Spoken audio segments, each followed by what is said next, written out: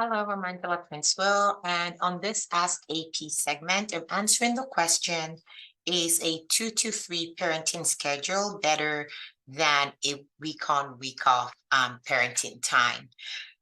Interesting question. And as always, it really depends on what's best for your family situation. And with all questions relating to parenting, the test is always what is in the best interest of the child. So that's always the starting point. And obviously that when looking at the best interest of the child, it ties into, the family dynamics, the availability of the parents to take care of the child and all of that. So there is no one fixed schedule that's necessarily better in all circumstances. But as a general rule, I find that with younger children, or studies have found that with younger children, um, more frequent time with parents is better than extended periods of time. So, if a child is, say, 6 years old and younger, a week on, week off schedule might be a little bit too much. And in that case, a 2 to 3 schedule is better so that the child gets to spend equal amounts of time with both parents, but without going an extended period of time without having any contact with either parent. Obviously, for older children, they may be more amenable to spending longer periods of time apart from a parent. So age is one factor that you would look in there, but even that doesn't, I don't want this answer to give the impression that once children are young, then they can't do the week on, week off. It's not necessarily so. Again, when you're looking at the best interest of a child, you have to be looking at the best interest of that particular child.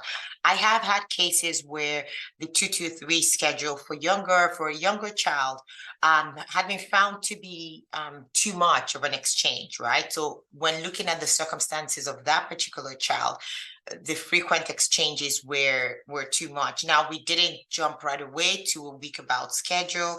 The proposal was to move to a 4-day parenting schedule. So the child and one with mom 4 days, and then with dad the next 4 days, and then alternated that way, so that there's less frequent exchanges and the child fared better with that arrangement, because we found that while frequent contact is beneficial for younger children, in this case, it wasn't really serving that purpose, and it was negatively affecting the child.